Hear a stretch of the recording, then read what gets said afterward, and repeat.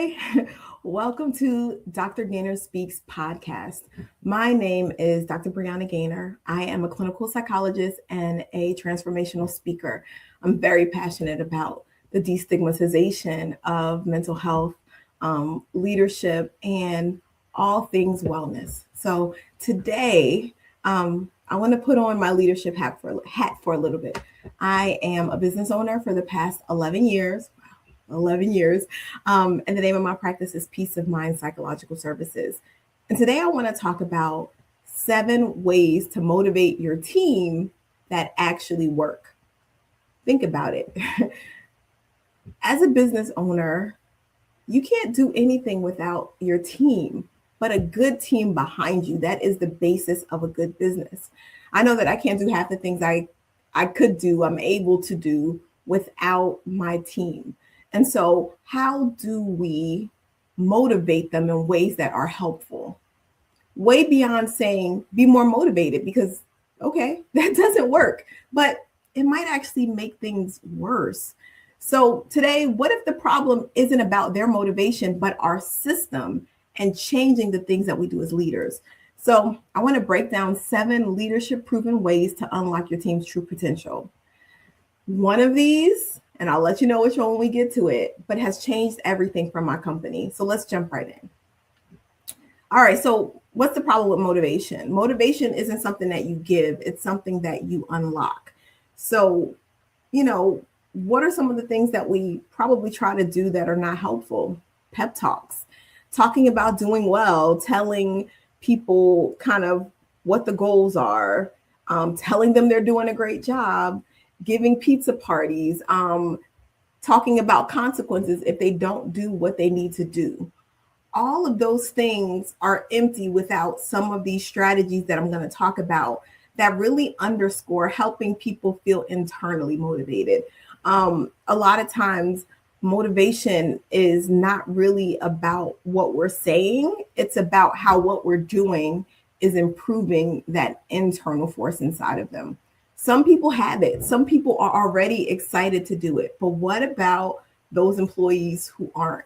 How do we help to get them to their fullest potential and help them feel like a very valued part of our team? So, the first thing is to build psychological safety. The idea behind this is you can't motivate someone who is afraid to speak up or talk or fail. We all make mistakes, and to act as if we don't make mistakes and to react aggressively or significantly out of proportion when someone makes a mistake, I think is a lot of times where we go wrong. I know that I've done it as well. And one of the things that I've tried to implement to build psychological safety is to be honest about, first of all, there's a blame-free perspective here. This is not about blaming you and saying what you did wrong, but let's talk about how we can improve it. Let's talk about what we could do differently. So it's not about not addressing the problem and saying that it's an issue, but it's about talking through it to talk about what are the strategies and how could we have done this better next time. I know that I've had a lot of situations where we've maybe had clients who were frustrated because communication was not succinct. So we have different facets of our front office. We have a testing coordinator. We have a billing coordinator. We have an intake coordinator.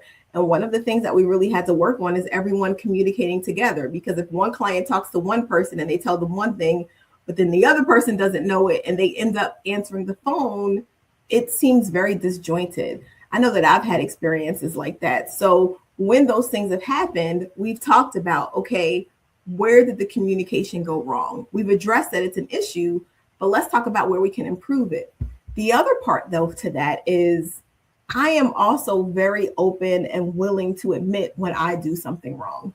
If you send me an email and I responded incorrectly because I didn't read the whole thing, or if I had a conversation with the client and I did not relay it to my staff, that's communication as well. And so part of it is talking about not blaming, but coming up with a solution. but also talking about where I go wrong too, and being very open to admit that. It really creates a team atmosphere when we know we're all working on the same team. We're all human, we're all making mistakes, and we're all working together to do this. I think another thing that goes along with building this psychological safety is we, not I, not you, but we. We are doing this together. I've learned that a lot of times just that change of language makes a difference because it really shows that we are doing this together. And if there is an issue and something we need to address, let's talk about a solution. If I need to step in, I will too. So also knowing that there will be some things that you will correct, but I'm going to make sure that you're also taken care of. So in situations where there is a disgruntled customer or there's some disrespect, management's going to take care of that. You don't have to deal with that. So you know we have your back. So creating that psychological safety is really the bedrock of these strategies. So people know that they can come, we can talk about things that haven't gone right, we can make mistakes, and we're going to work to correct them and improve them. The next thing is, let's talk about goals. What are the goals? The goals must be clear, challenging, but achievable. And let's talk about progress. So what are the small goals that we can do to get to the higher goal? I think that a lot of times we can be very unclear about what's necessary or what's needed. And so one of our goals, for instance, is obviously we have therapists in the office and we want them to be full. So a poor goal would be, I need you to fill their schedule versus, all right, how many spots do they have? I need you to fill these 2 spots every week for the next month. That small goal, 2 spots every week for the next month, will get us to those 10 clients that they need. And throughout that time, you're sending me progress of how it's going. So let's say you're not able to do 10 because only 5 people are on the waiting list. I'm getting those metrics in real life. So I see the improvements you're making. I see that you're working towards the goal, but we need to extend it or look at other things we need to do. But instead of having this big lofty goal, how do we make it a smaller goal? And how do we create a situation where we're seeing what the progress is on a daily basis? We're creating a chart. So you're not feeling overwhelmed that you can't do this task. But as you're doing the small task, we can also see where we can adjust it.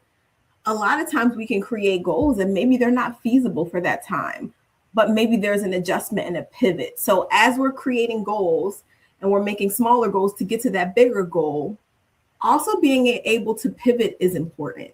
It's important that we're able to reach our goals, but it's also important that we know that being able to adjust and change is just as important because that's what business is. Things are up, things are down, there are inconsistencies. Sometimes the world is changing, clientele is changing. So how do we adjust and are able to be flexible and still working to meet our goals? And so then the next thing is autonomy. Control is the enemy of motivation. People are motivated by ownership. So people want to know that you are going to trust them to do exactly what they need to do. And I'll be very honest, this one has been challenging for me because when I started my business, it was kind of everything. I was so focused on it. I worked so hard to build it. And once I started to grow and I had to let people in, really stopping and allowing them to do their job was a challenge. But what I learned is the more autonomy and ownership I gave someone, the better they were able to do. Or when they weren't able to do a good job, it also helped me to see what they were capable of. A lot of times we interview people and we can see their potential, but it's not until you give them that autonomy to do those tasks, allow them to do it, give a specific deadline, that you can actually see what they can do. When you are overlooking, when you are micromanaging, it's really hard to see someone's potential and it really demotivates them. And so what I've noticed and what I've learned is I have to take my hands off it, let the expectation be known, and see what happens with that. And whether it turns out good or it turns out bad, it gives me very valuable information. And so when I'm giving someone a goal or a task to do, the questions are twofold. What is your plan, and how can I remove the barriers? So how are you going to get this done, and what do you need from me? That's it. We talk through that. There's an expectation of a deadline, and I let you go. But if I don't allow you to do your job to the fullest, I am robbing myself of an experience where someone could make life easier and help my business be more successful, and also you of the opportunity to grow and see your potential. So autonomy is extremely important. And this would be the one that I would say that even though it's been the most challenging, it's also been the most rewarding, because it's allowed me to step back in a way that I never anticipated that I would be able to. And so the next one is to connect to purpose and impact. So the why behind the what. Why are we doing this? Showing that this actually makes a difference in people's lives. And so what does that look like when we are talking about the issues with communication, for instance, between my staff? We're talking about what the client is needing, why they're here, why this was important. So maybe the issue was they were trying to get a thorough evaluation, but they didn't know the price. Maybe they were not prepared for the price, and if they could have planned for it, they would have been able to pay for it. But not only that, but maybe their child has significant dyslexia or significant depression, and they really needed this comprehensive evaluation to be able to get the support they needed. But the parent needed to be able to plan. So they needed to have all the information so that they could get the child the help that they need. And what does that look like in the future? That looks like a child who has school resources, who has an accurate diagnosis to be able to get the help that they need, who can actually see improvement because now we have a guideline of what's going on. Really talking about how this all fits together and the importance of our work through meetings, through our one-on-one coaching sessions, just through conversations are important, because when you can see the big picture and it's not just a monotonous task, it helps you to see the focus of what you're doing and the impact that you're making.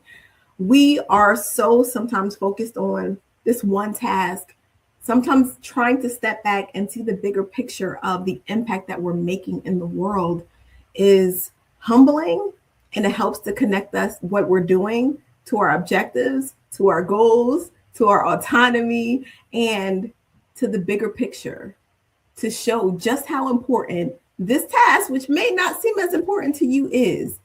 And another thing is to put yourself in the place of that person. If you were coming in to get help in a vulnerable place, what would you need? And making sure that we're treating our clients with that same level of respect. The other thing is to deliver growth-filled feedback. So feedback shouldn't feel like a judgment, but it should be a tool for growth. And so what does that look like? So what about the SBI model? The situation, the behavior, and the impact. So really talking about growth conversations, talking about feedback, talking about what worked versus what didn't work, and really giving constructive feedback. So one of the things that my office manager does is to have one-on-ones with our staff once a month to talk about what's going well, what's not, and to give them an opportunity to talk. I've heard that sometimes they'll probably tell us what their frustrations are because it's an open forum. And again, doesn't mean everyone's going to say everything, but it's an opportunity where, if there's something that's not going right, we can get some coaching. We can talk about what's not going well. And you can also give us some feedback. Because the thing is, when you are at the top, you don't see the things that you could be improving upon. So how do we work better together? And so what that constructive criticism or constructive feedback, not criticism, feedback looks like is, okay, so this was the situation. The client did not know what their price was. Maybe the behavior was you didn't have a note, so you didn't have the information to tell them. And the impact was they were frustrated and they canceled their appointment, so they weren't able to get services. What could we have done better?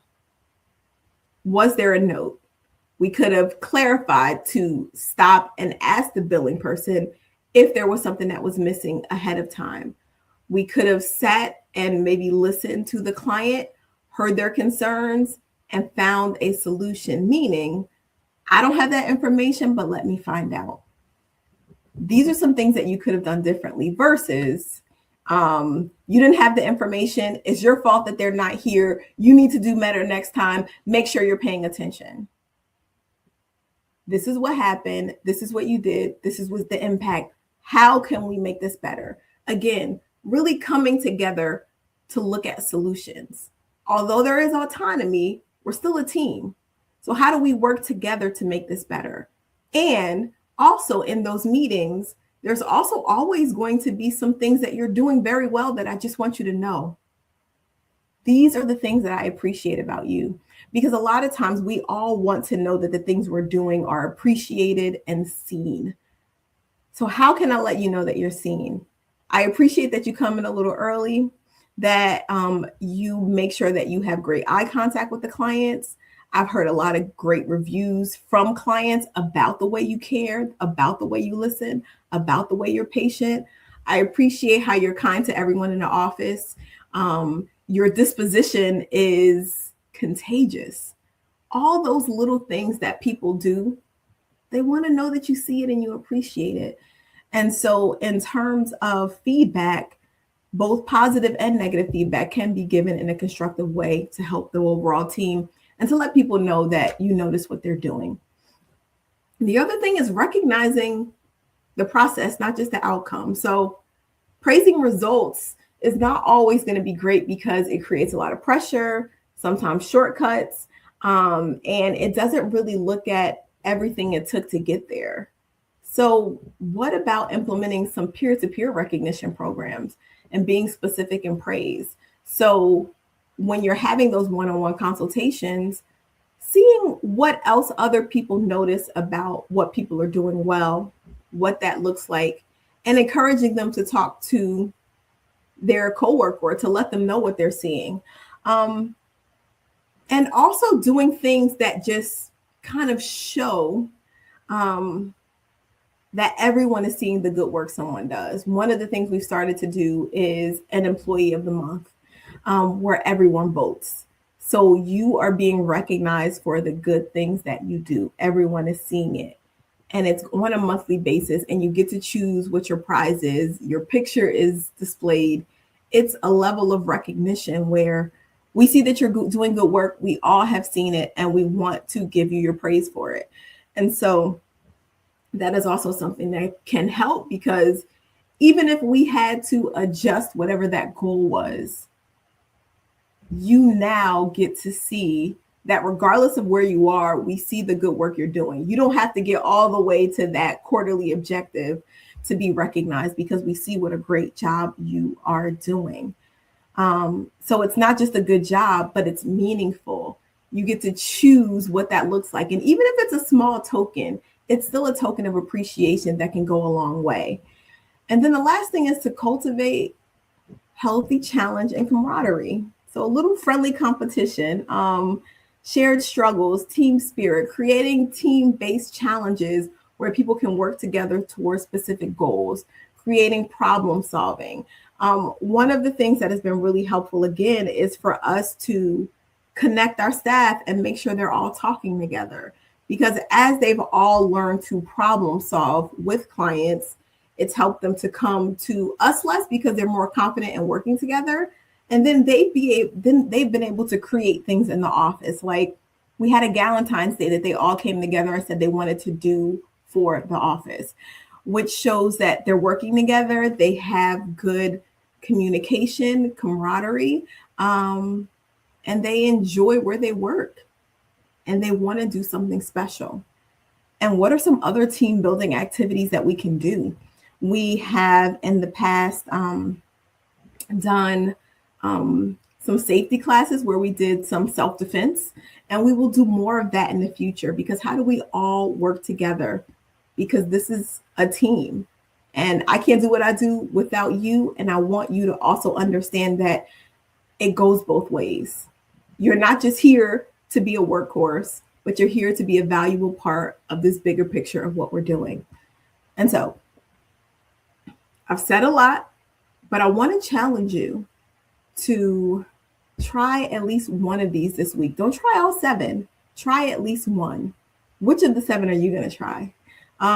Let me know in the comments. So I'm going to go over them one more time. They are building psychological safety, creating a goal, creating autonomy for your team, connecting to purpose and impact, delivering growth-fueled feedback, recognizing the process, not just the outcome, and cultivating healthy challenge and camaraderie. Try one of those this week and see how it works for your team. And my hope is that you will see big improvement because now you're building that intrinsic motivation. I am Dr. Brianna Gaynor, and I hope to see you soon. You can find me on all socials at Dr. Gaynor Speaks on Instagram and Facebook.